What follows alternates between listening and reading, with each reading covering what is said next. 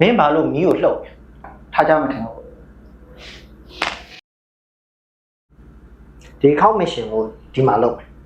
မကောင်းဘူးထင်တယ်နော်အားရှောင်လုပ်ပါနဲ့ကြောက်အားပါဆက်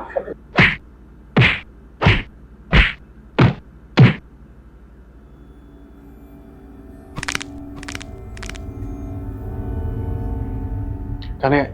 ဆရာခုလုံးရဲ့မရှင်ကဆရာမင်းမရှိခွင့်ပြုချက်ရပြီးပါပြီ။ကြောက်ငါဒီမှာဆရာကြီးကဘလူးစီတောင်းမှာခွင့်ပြုချက်တောင်းတာမလို့ရှင်းလား။ကြကြဘာလို့နေရလဲ။မင်းမဘာမှမဟုတ်ပါဘူးဟိုဟာလေးဒီနေရာမှာလေးမရှင်တက်လို့မလို့။ကောင်းပါ့။အရင်ကလုပ်ခဲ့တဲ့မရှင်တွေရောကောင်းကောင်းလေးပဲလား။ဟုတ်ကောင်းကောင်းလေးပဲပါ။မမလုပ်နေရလေရင်ဒီမှာလုံးနေရကြာယူမသိသေးဘူးလား။ကြောင်မနေရမှာလုပ်နေတာလေ။အော်အေး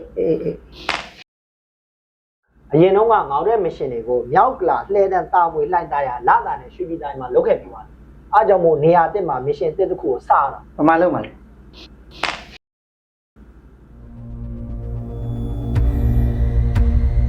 ဟေး